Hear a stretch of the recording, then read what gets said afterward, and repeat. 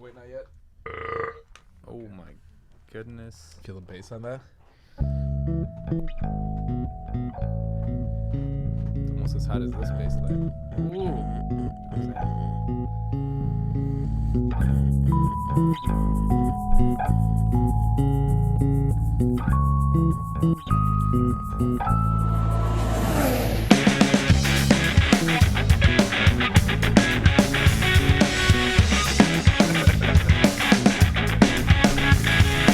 It doesn't usually go this long, Mike. I'm sorry. It doesn't. I'm sorry. Mike, you're supposed to turn it a little down now. Flat Out Fever, best F1 podcast in the world. Flat Out Fever. We're back. Hey guys. Are we even like? I mean, if as far as you know how like you know No, how F1. Don't discuss it. You know how F1 is like supposed to be the pinnacle of motorsports. Oh my god. But it's like. Turn the podcast off now. Are we the pinnacle of F1 podcasts? Well, if We are the pinnacle of speculation. I think we have as much claim for that as F1 has to be like the pinnacle of motorsports. But I think they're working on it. They're getting there. That's why you just keep saying it and it becomes true. It's true. That's the Donald That's Trump how these approach, things work. Yeah. right? It is because I say it is. And now we are here, episode 110. 110, guys. We've grown so much. Hardly. And the beginning of the 2017 European season of the championship. So good. So many things to look forward to. Mike, you don't know. Do I even? Do you even? Bro, do you I'm even? trying to even. Bro, do you But I even? just can't beat the odds. Okay, dude. The European leg of the championship usually, for people that are new to Formula One, usually brings a lot of excitement, and for us specifically, a lot of speculation, because what the hell's going on? What? Just Mike, what's happening? Just keep talking. You're fine. Okay. So up until now, all of the teams have basically been kind of working quietly, collecting data from all the races that they've been to. So if you look at the races that have happened up until this point in this season, they're pretty far away from the basis of the Formula One teams. Like it or not, Right. at this point, even though we have like a team like Force India that's racing for the Indian, under the Indian flag, they're based out of the UK. All of the F1 teams are based out of Europe. Right now, they've had races that are like quite far from Europe, Right. up until this point. And what that means for some of the teams is that if you had to spend money, like and you start every year with like this allotment of money, and you have to be smart about where you spend it. The smaller teams especially have to be really, really smart. So Right. you wouldn't introduce new updates, new thinking to how your car is up until the European season starts, because it's just the Spanish Grand Prix, which is coming up, it's just early enough that it allows you to collect enough data to see how your car is performing on the track up until this point in several situations. So you've had enough data to cover what's going to be like your tight corners, your long like sweeping corners, your completely flat terrain, you have a good baseline now. Now you know Your smog. Yeah, your smog. Your bumps on the road. No, but now you know how good your car is. Yeah. And by now you've had enough data that you've been working on some parts, and whereas you could have introduced them last week in Russia, just because getting the parts there, and like, I mean, Why would Russia, Ferrari brought 4 brand new wings to Russia? well, I mean, but Ferrari is a top team. Top tier team. Top tier teams will be expected to bring all kinds of aerodynamic shit like at every track. You'll see this like when we get to the second half of the championship, like after the summer break, they're like all the top teams are gonna be bringing shit every single race. But it used to be that in an era prior to all this aero stuff, you would introduce your major significant aero upgrade, your first major significant aero upgrade in Spain. Right. And that's what makes this next race so important, because Aero era. Get it? it's a track that all the teams know upside down, backwards and forwards, like the palm of their hand. It's been there for a while then. And they do all their testing there. Right. The drivers know it. So is this why people are like Backwards. all the news outlets and all the major people that talk about Formula 1? Is that why they say like this is where the real season starts? Yes. Yeah. This is it. Yeah. And like I read that headline, I was like, "Fuck off!" And now I understand. I think it's also a little bit of European derogatoriness towards Asians and Russians and Middle Eastern people. Like they're not real F1 fans. Yeah. This is where the real season starts. and now we're starting to get back to some tracks that like are they're just Historical. more historical. They've been around forever. These are the tracks that like if you're gonna. I mean, it matters from an F1 fan's point of view in more ways than one. Like, not only because, all these new updates are coming. Like, now the development race hasn't really started. Yes, some teams have been bringing new parts and whatever, but they're usually the top teams and they're in a race of their own. We all know that. But as a development race, like, through the field, we won't see that really get kickstarted until Spain, right? Like, everybody, like, all the teams, up and down, they're all talking about bringing major upgrades for Spain. I mean, pretty much the only team that hasn't really been talking about that has been McLaren, unfortunately. Their timeline puts their first big upgrade at the Canadian Grand Prix. Actually, that's where they're saying that they're gonna make a big splash. But we've seen this in years. 2 years ago. Remember when Force India introduced their big nostrils? Yeah. That was in Spain. We see it up when Red Bull. Right now we haven't seen them anywhere. No. In the aero department, they're planning to introduce apparently a completely new car. Right. Yeah, there was a headline. It was just like no colors or There's something a like that. bunch of headlines both ways. Like Yeah. Will Buxton said that he talked to Ricciardo and he said there's a lot more, I think, blue and silver in it. So maybe or red and silver, sorry. So I think they maybe changed the livery. Are they just gonna make them look the same as the Toro? Somebody's even saying I think somebody quoted a Red Bull technician or a Red Bull mechanic saying that you may as well he's basically saying you may as well call this the RB14. Yeah, that's what I was just gonna say. But who knows who started? Well, I guess he started the rumor. Somebody turned that into a rumor. But yeah, the team's like, no, we're not. It's not a new car. It's an upgrade. Don't worry about it. But aren't they Renault bringing the engine upgrade too in Spain? Some of it. Some of it. Some of it. So Red Bull's gonna get that though. That's Yes. the number Oh, one yeah, no. customer. Yes, Yeah. yes. Yeah. Yeah. With all the new aero. Force India says they're bringing it to Red Bull. So who knows what kind of jump they say that they're going to be making, right? Peter Sauber will be in Barcelona, Oh my God. an honored guest of Sauber, Yeah. his namesake team. Yeah. Well, Something interesting for Honda though, just before we get past get past Sauber, is you're saying you said they're bringing a big aero upgrade or engine to Canada. Sorry, both McLaren and okay. Honda, but they both yes. See what they're saying so far. I got this from the Honda side. Mainly it's supposed to be an engine upgrade, but the engine upgrade is gonna come with aero parts. Oh, okay. I got this from the Honda side, but they're saying, they're like, well, look at the car, right? Obviously we don't have the reliability that we should. It's embarrassing. The drivers say we don't have the power that we should. That's embarrassing too. But we're still beating Sauber with the Ferrari engine in the qualifying, and it shows how good the aero package is and the chassis. The car is good, but that's a good point. They just don't have an engine. Yeah. Yeah. Well, Alonso every other race is like this fucking car. But then he turns around and he says like that was actually the best performance I've had ever. Oh, but these are just. Yeah, he's They're out there. just He's out there words. having fun. Yeah. I mean, as much He's as got he that can, Latin right? fire. Yeah. He wants to when he wants. You don't to hear be Van beat. Dorn yelling bullshit, right? Well, no, No, because he's just fucking happy to be there. Yeah, he's like the apprentice. He's just, no, I'll just do whatever. I'll sweep the floors. Fucking Yeah. I don't give a shit. Go get us a the floors coffee. We'll happily. adjust the car. Yeah. Alonso's like, I've worked too long in this industry. Yeah, well, he is though. Well, yeah, he's right. got that kind of mentality. That is Yeah. the mentality that he's showing. That he doesn't give a fuck what he says anymore Yeah. because he knows that he's burnt all the bridges that he could have. I think it was Mark Webber said that as far as he's concerned, that Alonso's basically running the team. That he's apparently working. He's actually still working really close with his mechanics, and that I guess Van Doren's basically along for the ride.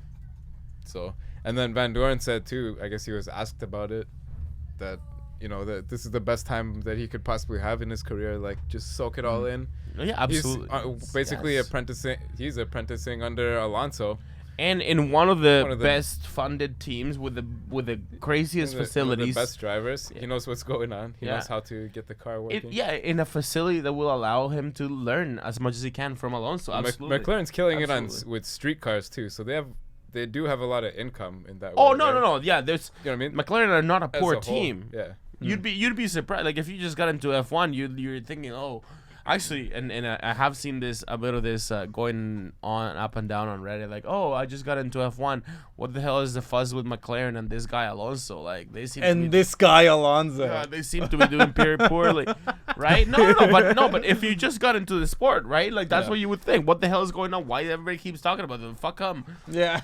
I would say even people who are like, oh, cars are awesome and they really like supercars and stuff. Like, seeing a McLaren might not know what it is, right? Yeah, it's true. Still. Funny enough, to kind of throw back to the Alonso like tier that he's sort of in compared to like Van Dorn or any other driver, I'm starting to notice like this sort of entitlement, and I'm sure this guy has had it already, but Lewis Hamilton, especially in the last race in Russia where he was complaining about the brakes and the heating of it, he was being a bit of like a drama queen. Are you talking about our Lord and Savior Lewis Hamilton? Oh, champion, my champion. Hashtag blessed. Yes, praise be unto him.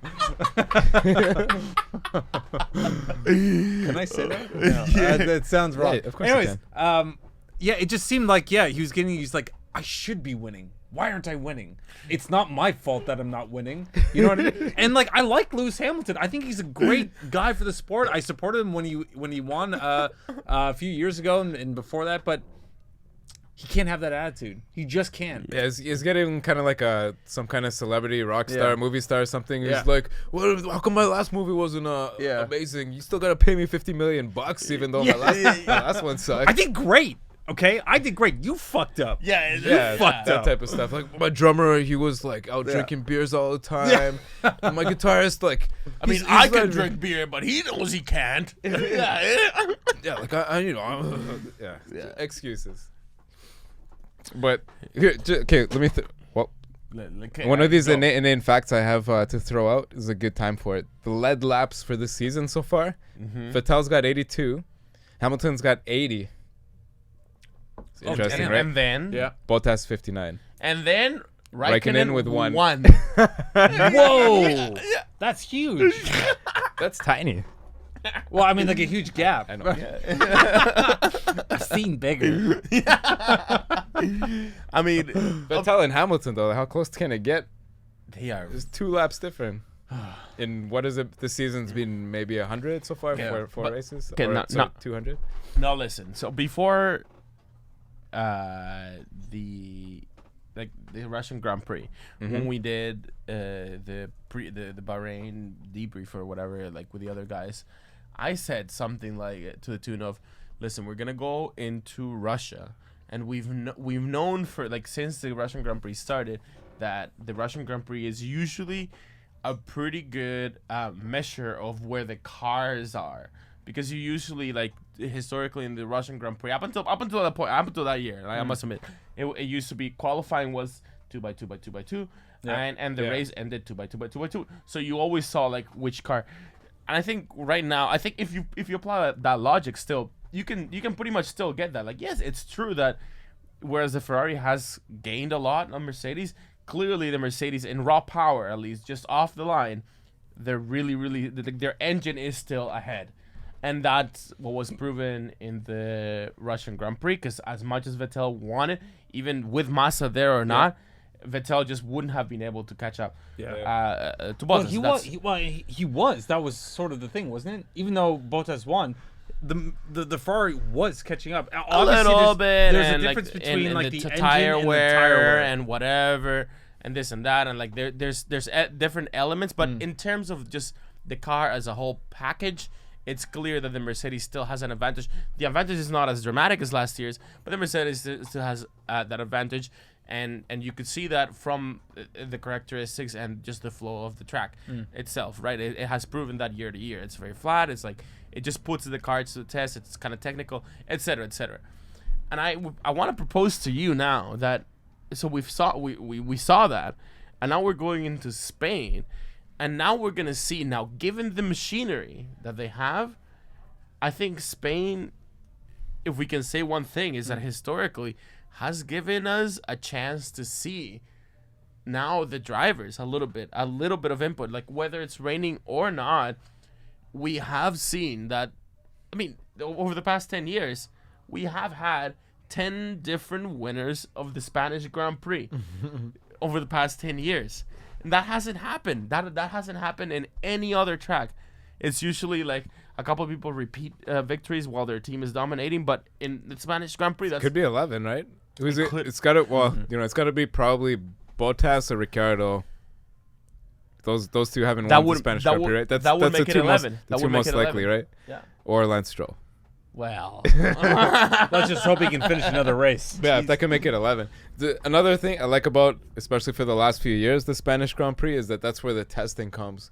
So everybody's got thousands of kilometers of testing data for that circuit with this car, with this engine, with these tires in 8 days worth of conditions. Different range. It was done like early spring, so it's kind of cool when they did it and everything. But that's also another encouragement to like another reason why you would want to bring new parts, because you know exactly how the old parts behaved in the previous testing, and now you're seeing them here once again. But no, yeah, absolutely. So yeah, you have that. You have the fact that like exactly. If anything, all of the drivers. So you have situations when there's rookies on the field, like when Max Verstappen first joined in, Lance Stroll this year, Van Dorn, Ocon even, where you have tracks that they've never been to before, right? Never ever been to. Yeah.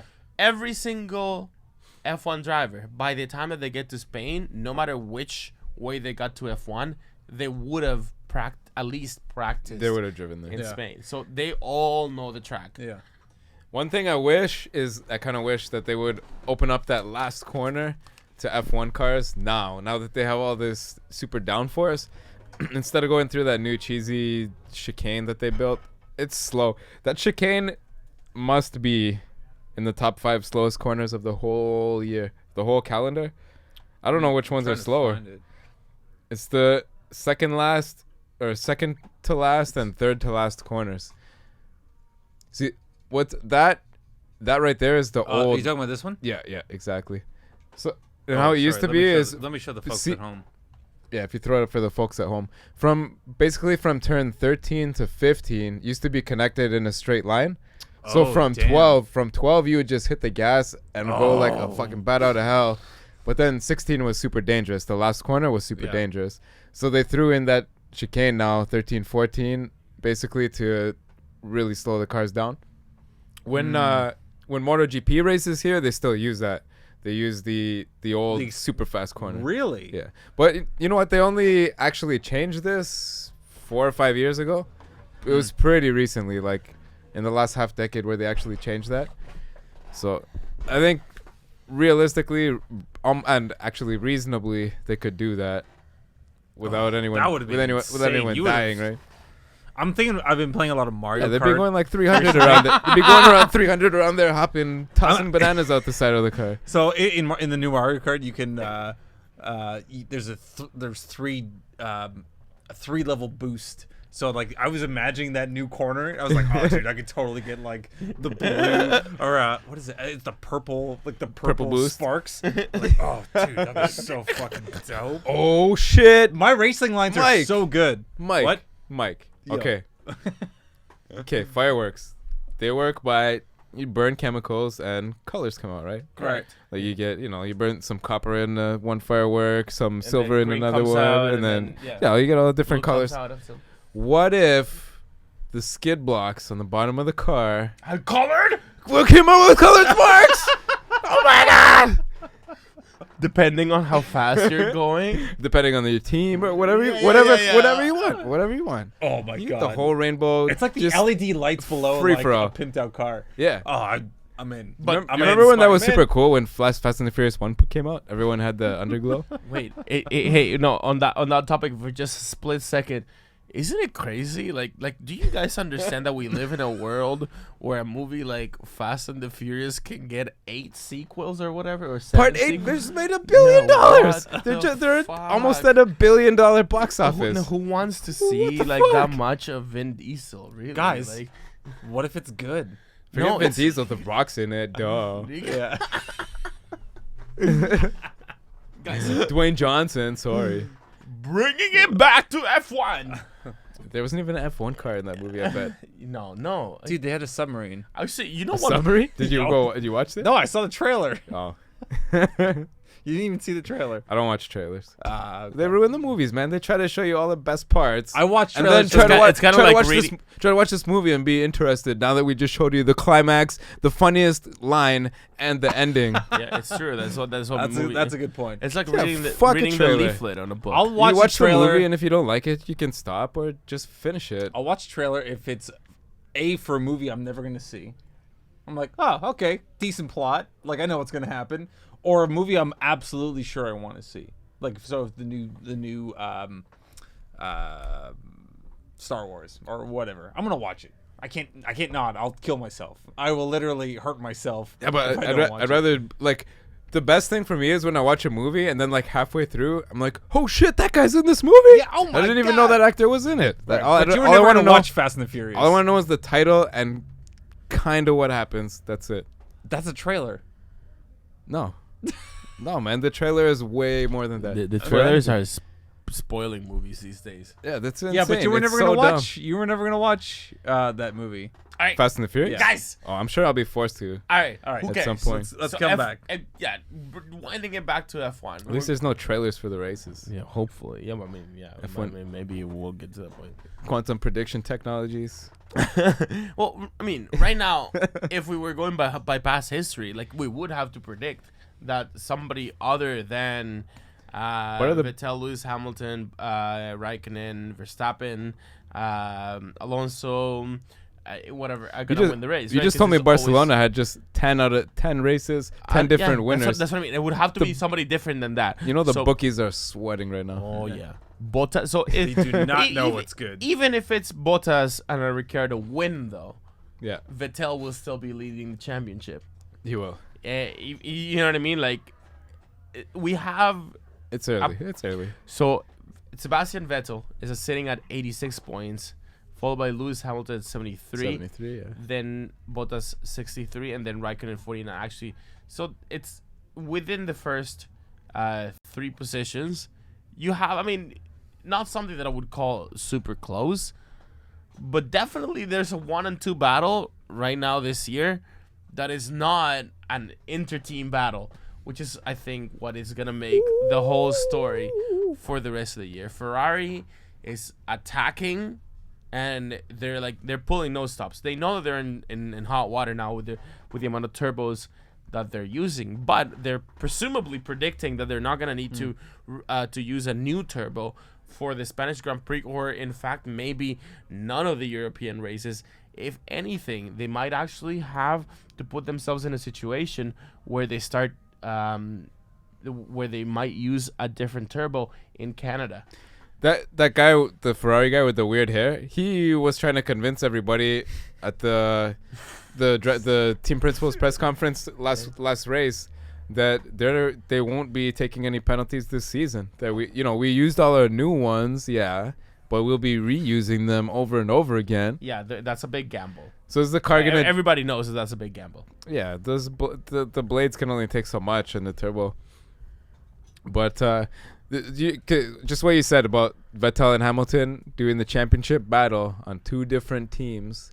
It came out, I saw 3 different sources this week that I kind of think Niki Lauda spilled the beans Oh shit. about Vettel signing a pre-agreement with Mercedes for next season.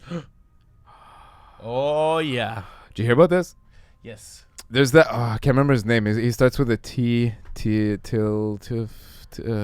There's a famous blogger. He's notoriously right with all this weird kind of stuff. He said it. Sounds like Don. And then someone I saw. It's the Spanish guy. Yeah, I know. I can't remember. I'll never remember his name. And then I saw 3 different sources. There was one anonymous that said, Lauda's got too excited. He told too many people. Vettel signed in a pre-agreement with them for next season. Probably something, I would assume, something like if Ferrari does this, and if Mercedes does this, and if your teammate does this, and if Bottas does this, then there will be an opening for Vettel to move to Mercedes under these circumstances, perhaps for this salary, perhaps driving as a second driver to Hamilton, or not. We agree that through the season we will not enforce. It's got to be something like it, not enforcing team orders for the whole season. Right. But then they have to risk Barcelona last year, where Hamilton and Rosberg killed each other. And Hamilton, they both destroyed and $20 million worth of vehicles. Vettel will not. He say what you want about him, but he's not gonna be the kind of guy that's gonna sit there and take team orders and like take being slower than Hamilton. Multi-21, Seb? Yeah, Multi-21. Multi-21. Exactly. Okay, so let's dissect the possibilities. Let's talk about like a world in which this would happen. Now, I actually give a shred of credibility to this rumor, only because I know that Mercedes, they must be shopping for a teammate. They are in a way like they're kind of stuck with Bottas because that's all that was available. He has proven to be a fantastic choice. Absolutely. There's absolutely no denying that. You. But when it comes to long-term sustainability of the team, they want to have a guy that's going to be there to get the championship in case Lewis can't, right? This is for Mike. Yeah, well, especially since they signed the other agreement with Lewis that he negotiated himself that says I can go snowboarding, skydiving, fly a fighter jet, hang upside down, bang celebrities, do whatever the fuck I want all day, every day, and you guys can't say shit. I just drive the car. Absolutely. Well, right? Yes. So if Vettel comes in there, fucking tightening up his tie when he walks through the door, but let me you know what I mean? So you know why else I give some credibility to that? Because if they want like long sustainability from a driver, they probably want one of the many world champions that are on offer right now, especially one with 4 championships, in somebody that can deliver right under pressure, and the people that can deliver under pressure, like Raikkonen can't always deliver under pressure, right? Even himself being a world champion. So you look at people like the Iceman, not the Diamond Man. Yeah, and you look at people like Alonso, and Alonso, he has discredited himself a lot, and he's not necessarily like the team player that they might want to seek out. You know, they know the kind of incessant ridiculousness that they'd have to put up with Alonso. You know, they'd have to put up with having Fernando Alonso being part of your team, complaining about the engine if the engine isn't working, complaining about anything, and going out being very active in social media. So in those terms, and they know that there's previous history between Lewis and Alonso. So I think that as a rational thing to do, extending an offer to Vettel is actually pretty smart. Now, I think there's no chance in hell Alonso's going to Mercedes. No chance in hell. Never with If Lewis is there, Alonso will not be there. I think either way. But 2 years ago we talked a bunch about Alonso, and he more or less got kicked out of Ferrari. Like he was talking so much shit about exactly what he's doing now, talking shit about how much the car sucks. Sorry, guys. And that's what he did. He's talked too much about it, and I think too, from Mercedes' side now, whether or not they leak this Vettel thing on purpose or not, or if they're gonna deny it or whatever. You know, Toto Wolff, that's the first thing he's gonna get asked by everybody this weekend. Yeah, by everybody. Yeah.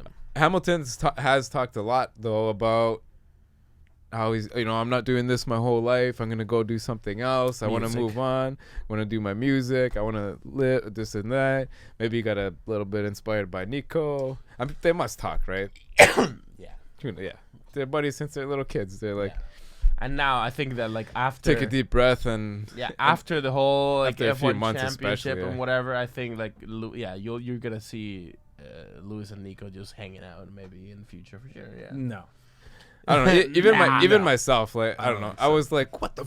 I was pissed off at Nico, but Yeah. I took a deep breath. look at I how many kinda opportunities I it kinda get opened. I kind of get Yeah, it. look Yeah. at how What many opportunities to go for Bottas to go win. fishing? For Bottas to for him. Not for for Bottas, not for Nico, him. not for other Nico people. Rosberg. Yeah, no, for him. Oh Like, yeah. I made not a for him. picture book for charity. For my, yeah, me and my kid. Good for him. me and my Love kid. it. Hey, I think this is actually like heading or going back to what we were talking about before with the Grand Prix, with the Spanish Grand Prix. But a listener, I watch it right now from the Apex? chat, says, and so Apex says, guys, do you think we might have some issues with passing here? I think he's talking about overtaking Barcelona this year.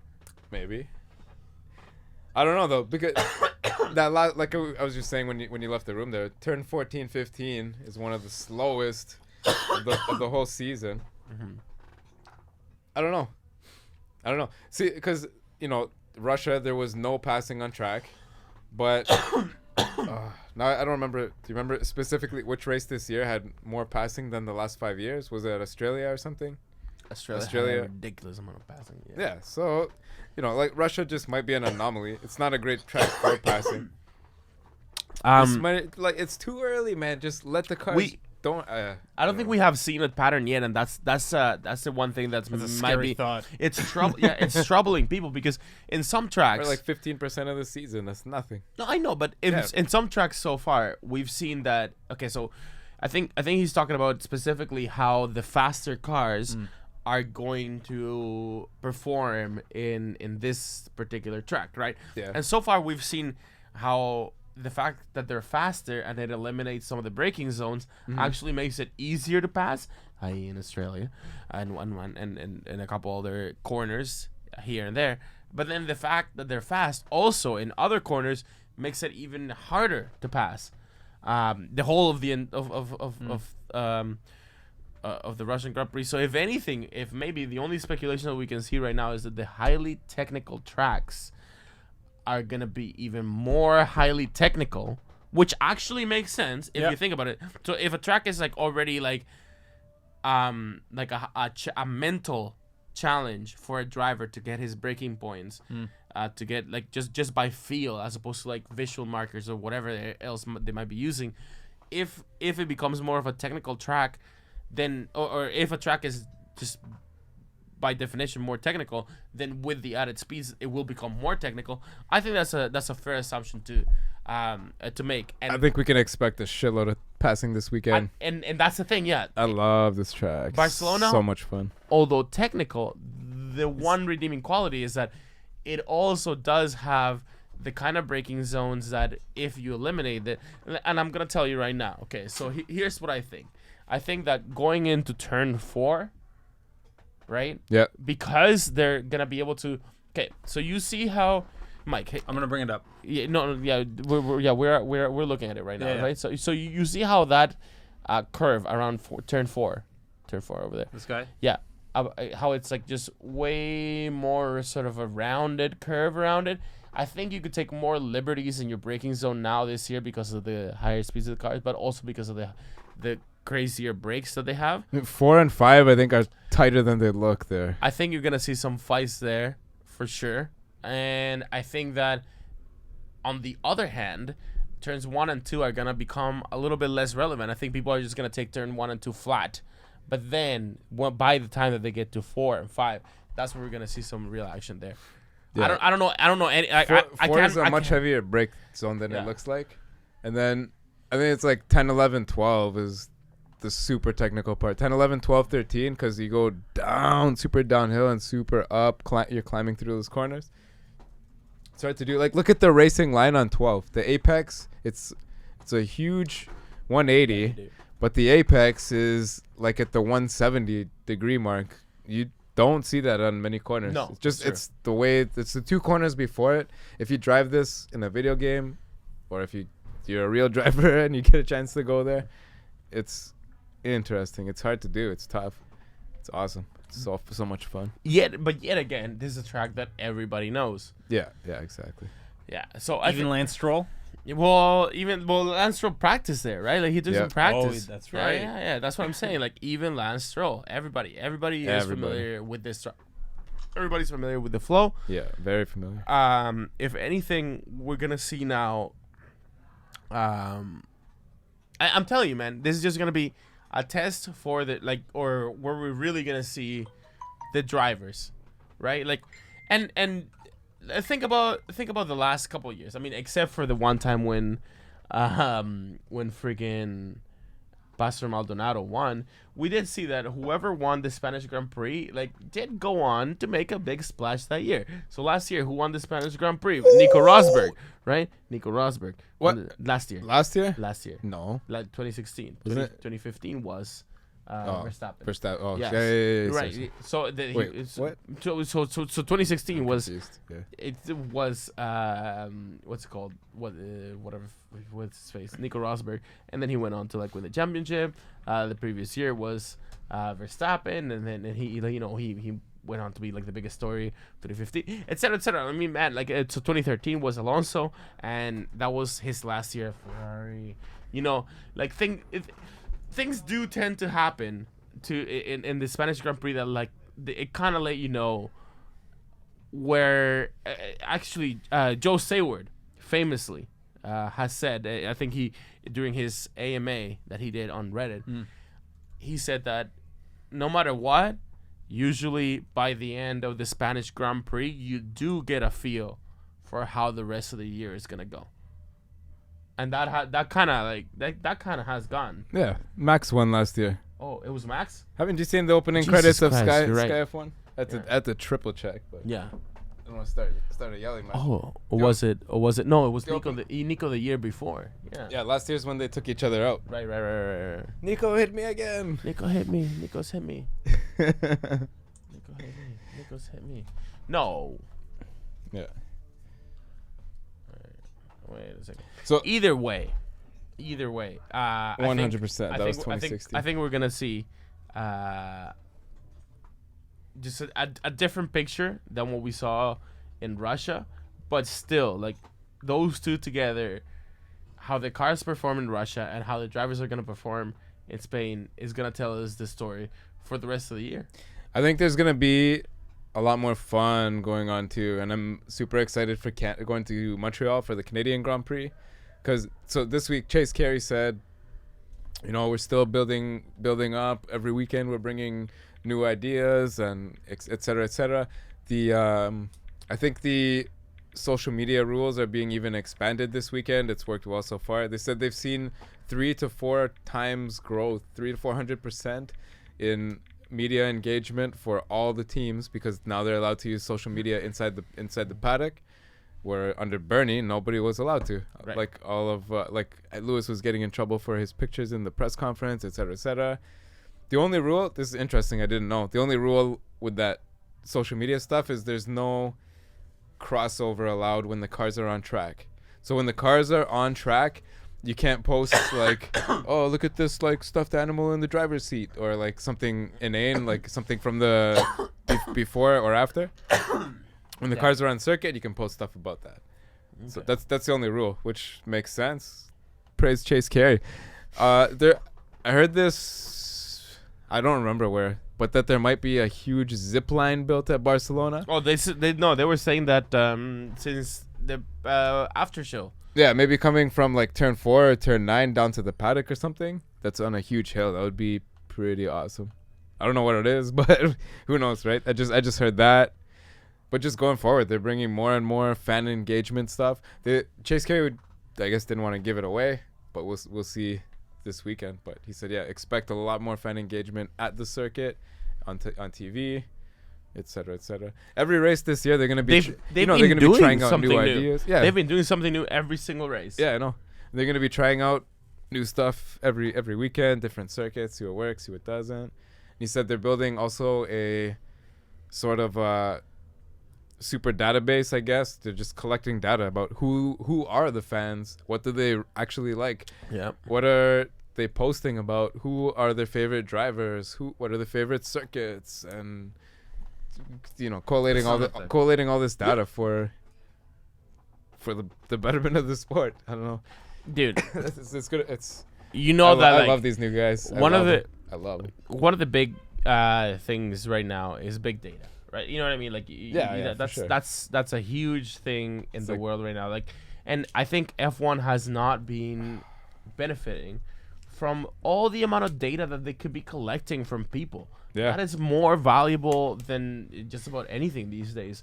The understanding your customer so you can tailor shit to your customers better, and then and thereby grow your audience. Ego Browse was talking about the data bubble having he called it a broadcast cloud.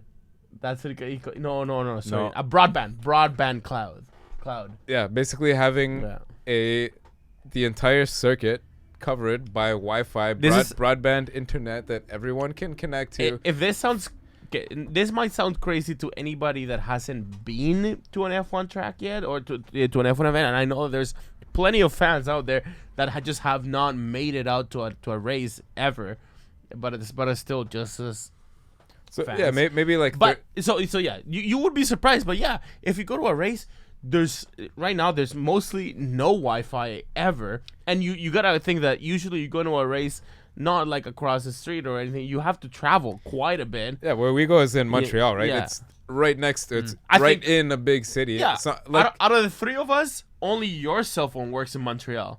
You guys are and we live in Canada, but but this is how crazy the situation is. Our cell phone works, but we have to pay. You have to pay roaming fees. Yeah, it's but retarded. There's no Wi-Fi on track to post your experience.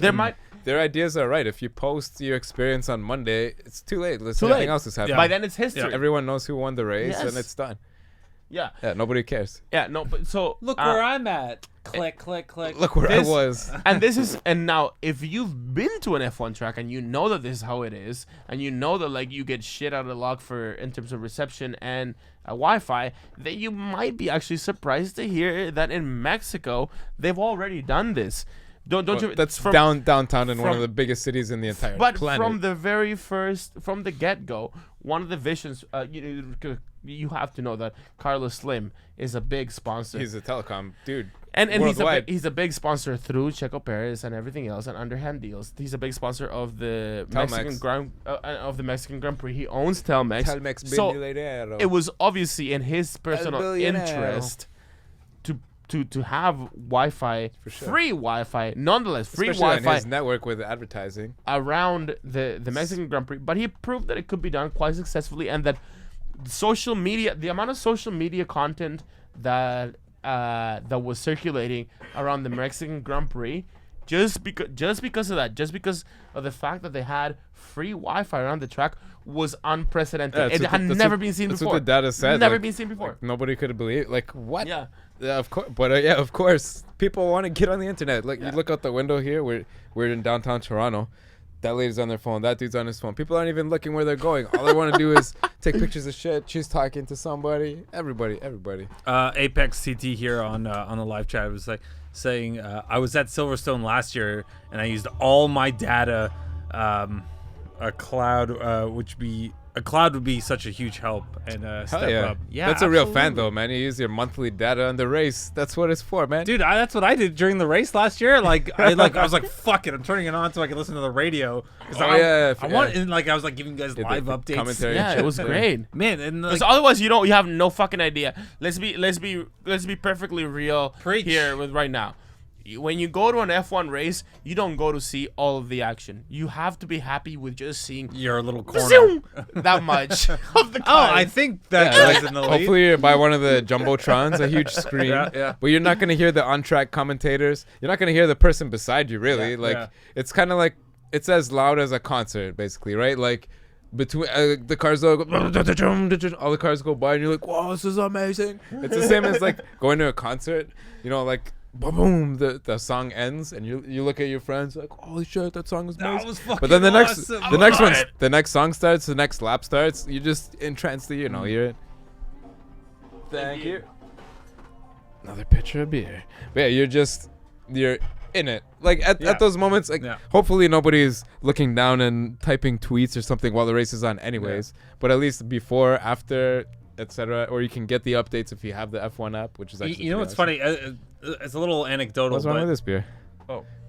A little anecdotal, but so we've gone together, the three of us, to Montreal.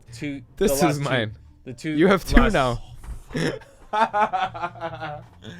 Jeez, this actually happened. Sorry, Mike. No, it's okay. It's funny. Can you just take this away from me, please? So the last 2 years we went to Montreal all together, the three of us. Yes. Yep. And the first year I was just I fucked up my feet really bad because we walked there and back.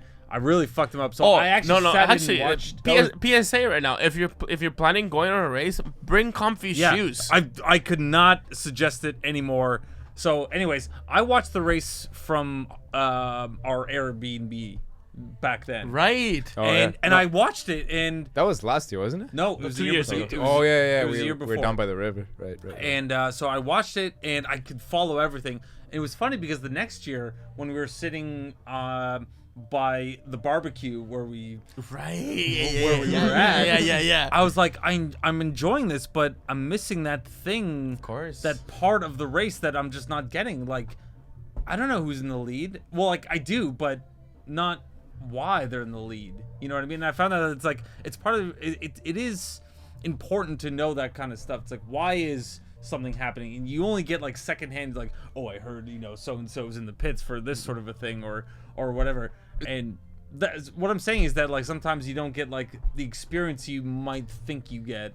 You take that data for granted. Well, everyone does. Yeah. For this day and age, I guess, because I've seen posts on the F1 subreddit, people saying like, "Oh, I found this in my grandpa's drawer or something," and they used to hand out, and they don't anymore, these cards, the timing cards that you could track the race. Like when you see you have to. Because otherwise you had no idea. You kind of keep track in your mind, but you know who started first, and if you see a different car ahead of that car, then you could mark it on your timing card and kind of get an idea of who's ahead of who, etc. Before they had the big, because even 15 or 20 years ago they didn't have the big screens, like 10 of them around the track. That takes a lot of wires, a lot of electricity, all that.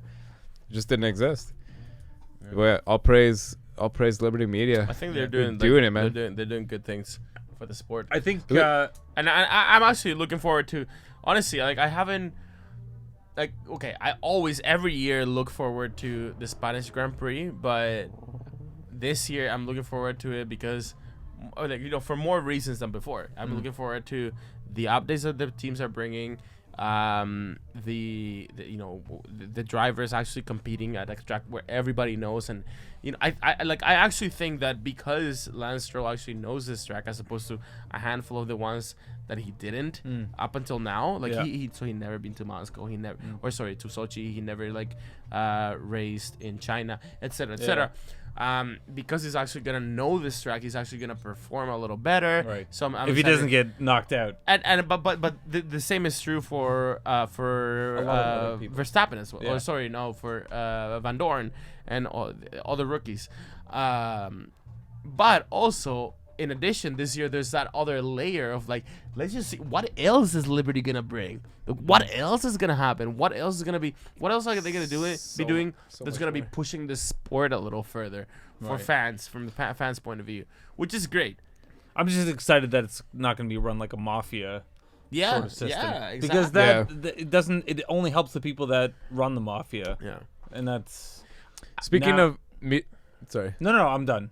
I got nothing to say. Speaking of media pushing the sport too, like Alonso with Indy. Oh, let's talk about that. The amount of Europeans that have been following along with this is unprecedented. Everyone wanted to see that test. If anyone didn't see the testing, it's on YouTube. There's like a 4-hour official clip from Indy of official, which was See, I don't know a lot about Indy, but I guess they have because the 500 is sort of run as a separate race from the series, right? The same way the Le Mans is. Yeah, exactly. So it's run that way. So they have sort of a rookie inaugural testing session type of thing, like a warm up rundown type of thing. You learn the procedures, get yourself on track for the first time, see how the car feels, etc., etc. And also because they allow like all kinds of independents to come in. Pull up the official video of that, Mike, just to see. I want to see how many views it had. What? The testing. The official testing there. But I think they had... tell them what to look for. It's on YouTube. Alonso Indy test or something. It'll come up. Yeah, Alonso Indy 500 test. But I think they had over 1 million people watching it live. Yeah, well, dude. Like on YouTube, like into the millions. I was watching it live, and I couldn't see the whole thing. And I only tuned in for like the first hour or so, where like Alonso wasn't even featured once. Yeah, for the first hour. It was still a lot of people were watching, and there was a lot of hype. Tons of, like, you could tell all they were talking about was him, nobody else. And it was way more social media than they've ever gotten. Like, the guy that was presenting it, like, he seemed visibly shocked. Like when he was, so it was this dude, just, some TV guy.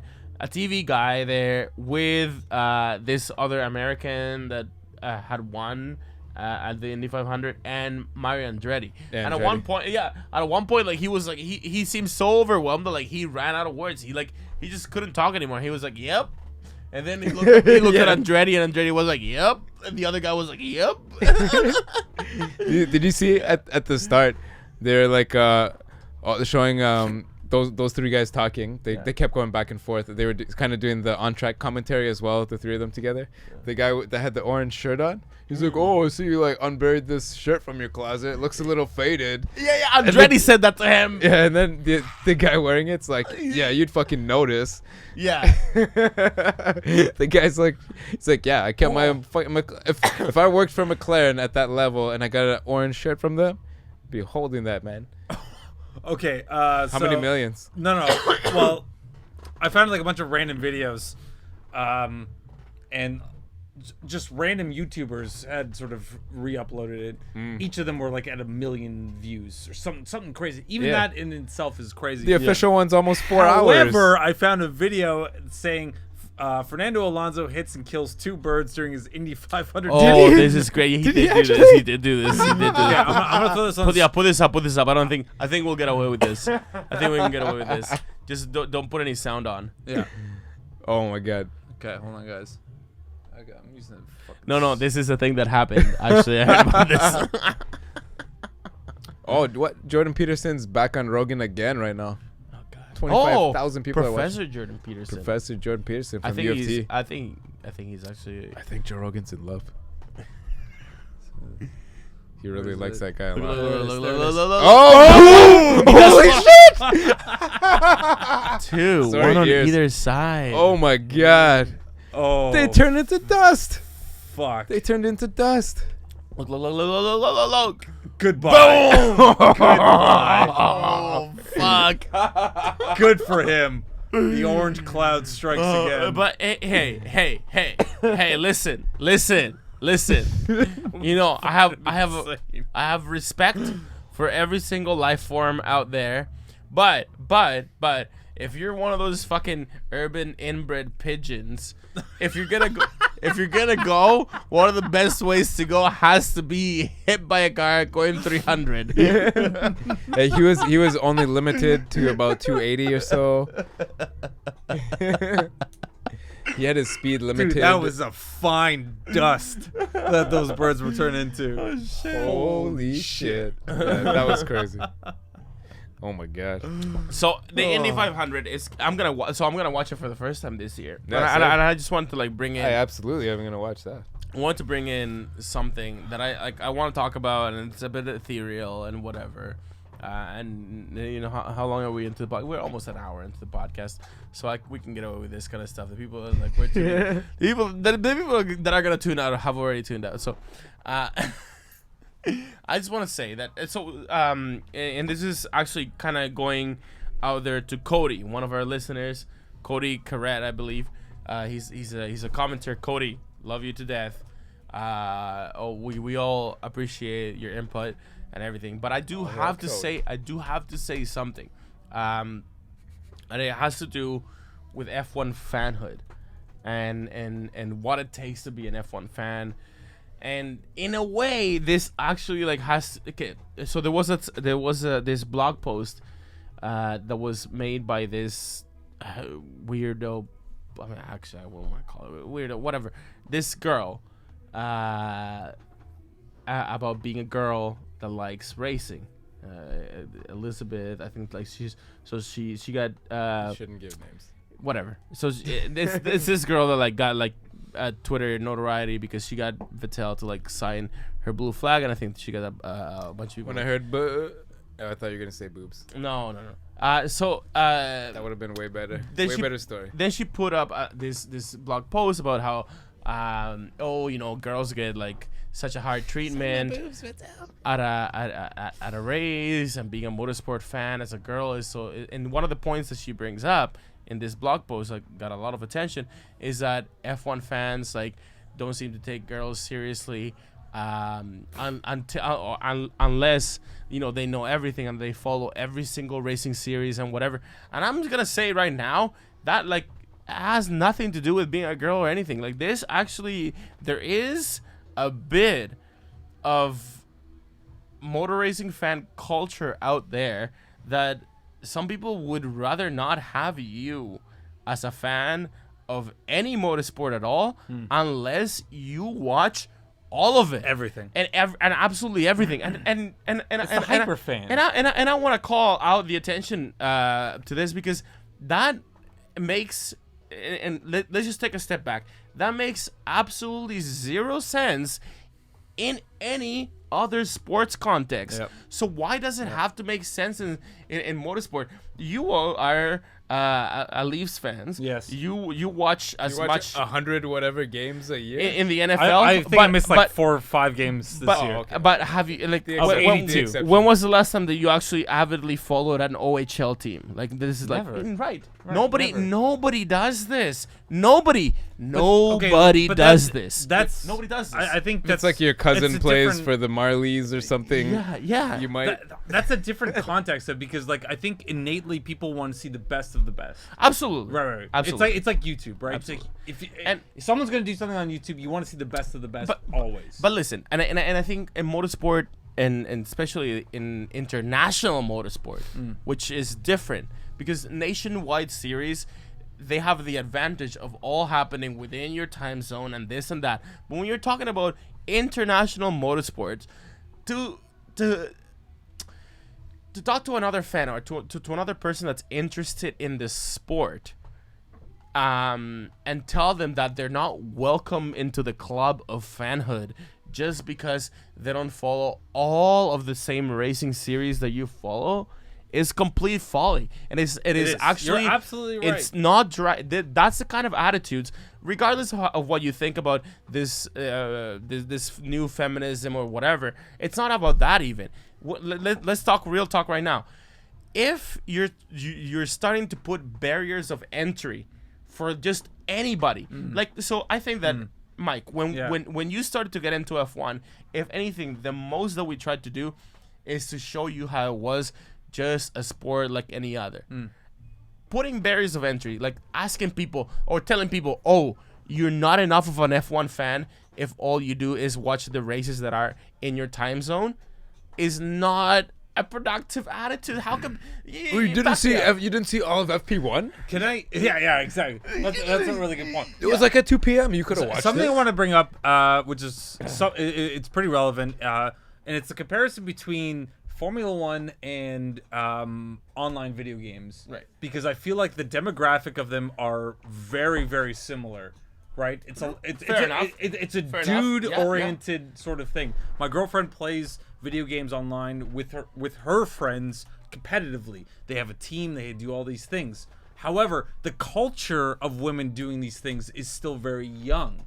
right? And it's a struggle for her. You get like 14-year-old kids when she's playing, like talking on the mic, like "Go suck a dick, bitch." Well, yeah, it's while one she's of these things. trying to just having to fun. play the game. Yeah, just have fun. Or like play have a any game. sort of strategy. The point I'm trying to make is that like there is this. It's not even like a barrier, as in is like I know you're a girl, but do you know this, and about the game? Yeah. Right? It is like, and I hate using this word because I don't think it makes sense, but it's like one of these. It's almost like a mansplaining sort of mentality. It's the mentality. It's just like, how would you not know about this? But guys, let's tone down that rhetoric. Honestly, yeah. It's treat it just if our new overlords. Put on honestly, that Jordan Peterson's podcast. Listen, when it comes to F1 right now, if our new overlords are liberty and what they're saying is inclusivity for all, let's just embrace it. And honestly, right now, let's just think about this for a second, guys. Let's think about this for a second. If women watch the sport, the more women that watch it, the more chance you have to get laid, see boobs, and married, have all children, kinds of- and the more shit. men that will watch it. Yeah, all kinds of things. Therefore, you And their children and the next generation. That's how you make next generation. That's what we're on. Let's not forget that if nobody watches the sport, we're fucked. We're fucked because the sport doesn't exist after that. So it's in all of our collective best interest to foster an environment where everybody's included, and everybody means any shape, color, or afition of a fan. If you are an F1 fan and you want to call yourself an F1 fan, and all you watch is the Monaco Grand Prix, good for you. Listen, I find shape offensive. Identify as a shapeless entity.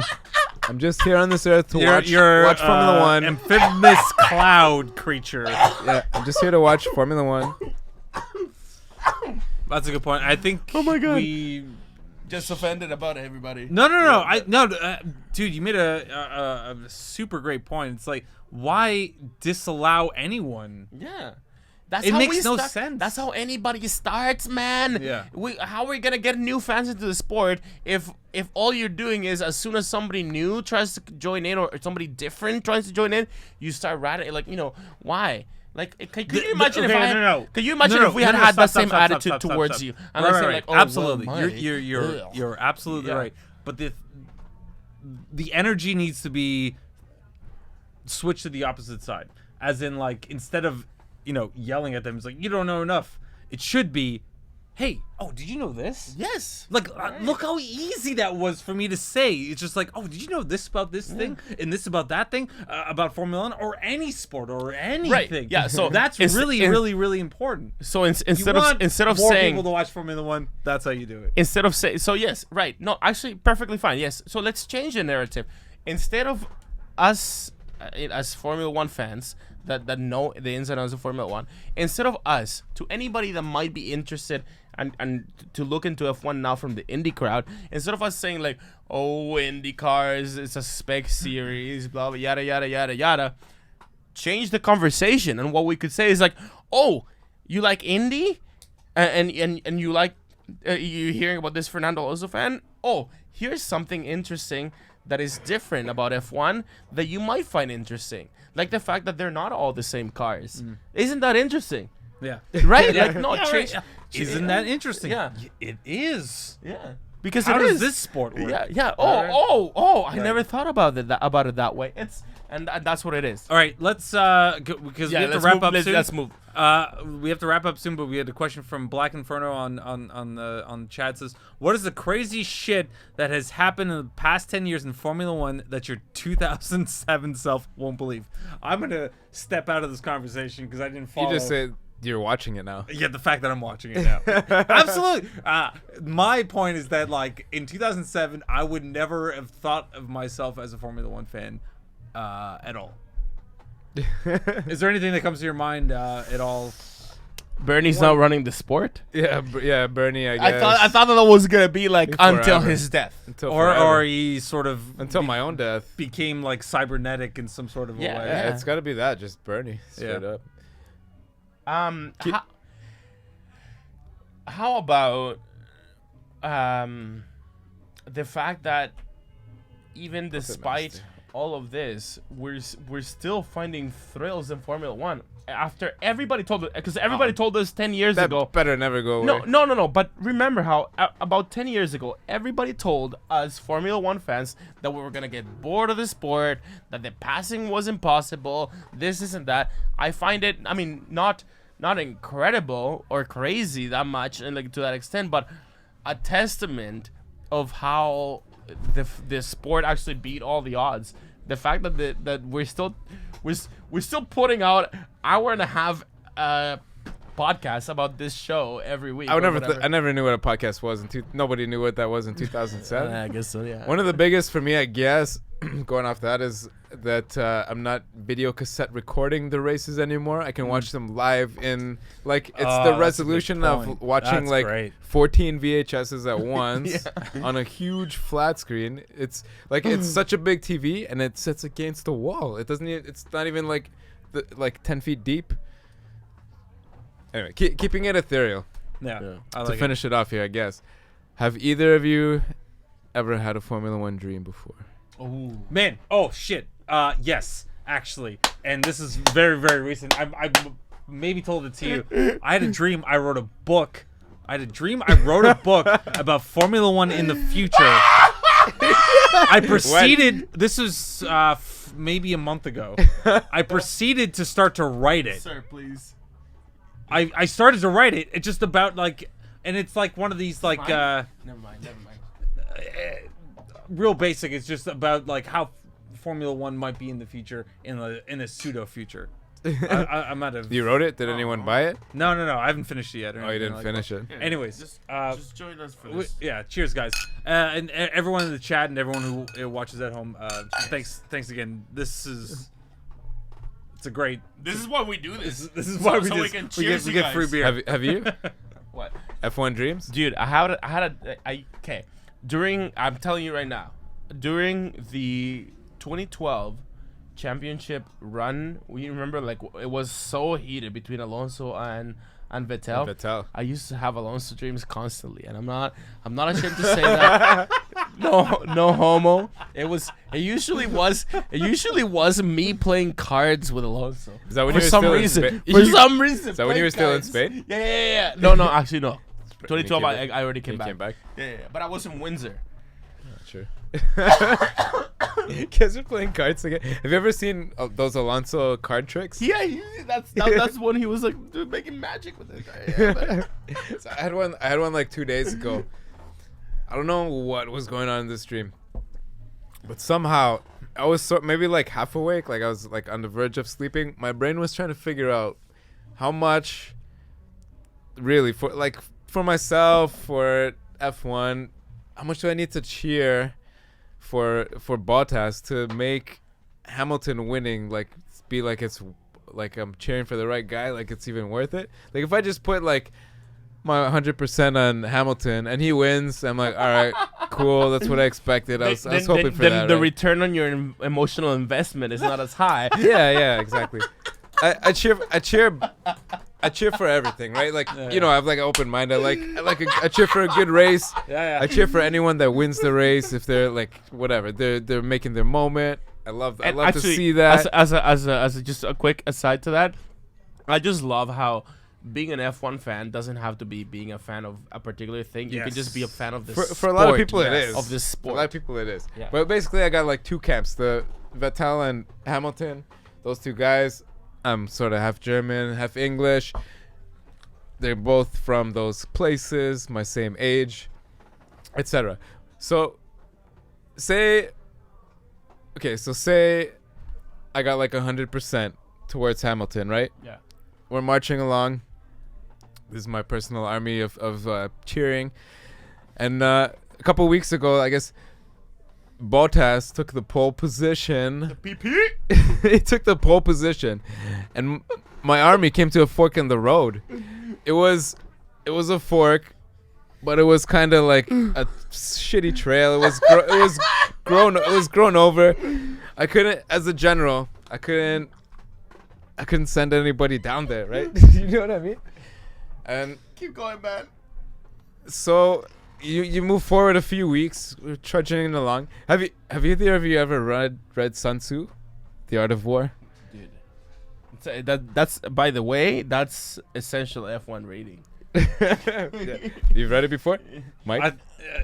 I always assumed that's Bernie Ecclestone's autobiography. Highly recommend Sun Tzu's Art of War. It's a very old book about military strategy. I believe it. So we're going along. Bottas wins the goddamn race. This is a bigger fork. Yes. These are two paved pathways in opposite directions. I gotta decide. Okay, I got 100. Say my 100% is 100 soldiers. This is my company. I got 2 battalions, 2 companies. They're just cheering for Vettel. None of them are gonna veer off into Raikkonen territory, no matter what happens. No matter what happens. But the other side, we come there. You're always gonna have some sick, some wounded soldiers. You gotta just. It's a fog of war. There's the fog of war. Everything's overgrown. I decide, 15 or 20%, 15%. That's safe, right? The sickest dudes, I send them down there. It's either, that path, that alternate path leads to a hospital, a village. They can get refuge, and we're still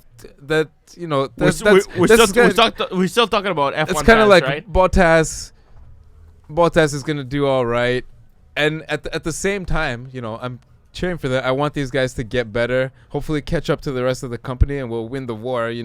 Hamilton gets the championship, but at the same time, if I don't send any of them there, really at the back of my mind, I'm gonna be kind of cheering for Bottas anyways, and it's gonna slow down the rest of the army. Like, what are we doing? Like, it's slowing it down. So in essence, and in finishing. Yeah. So what do you say? Like, it's also. It's like the opposite of a sacrifice as well, Like, you kind of have to send them that way. It strengthens the rest of your battalion. You have another chance against maybe these guys will pull themselves together, take a whole village with 15%. You know what I mean? They'll take a whole village, send a messenger, catch up with the rest of the army, and we can cheer for Bottas together. Hamilton retires, and then, I've made an investment in the future of my cheering. At the end of the day, what I read from this, from your dreams, Danny, is that you're a conflicted soul. You don't know whether to cheer for Hamilton or Bottas. And I'm gonna tell you right now. I'm gonna tell you right now that either of those is the wrong choice. Absolutely, you're betting on the wrong horse, buddy. No. You'll always be better, no matter what, in terms of emotional investment and all the rest. Who are you cheering for? Ferrari. All right. No. All right, we're gonna take off, guys. We have to get out of here. Thanks again for sticking around, and we'll see you next week after. Wait, no, hang on. So, for the Spanish Grand Prix, if anybody's still listening or whatever, for the Spanish Grand Prix, we will not be doing a screening of the race like we normally do. The only reason for that is because this weekend in Canada is Mother's Day, so we all have things to do. The spectators have things to do. I don't, dude. We all have things to do. Oh yeah. So, right. Yeah. So we won't see you guys for the Spanish Grand Prix, but we will see you for Monaco at Betty's if you're in the Toronto area. Just stay tuned. We'll put the details up. All right. See you guys. Cheers. Cheerio.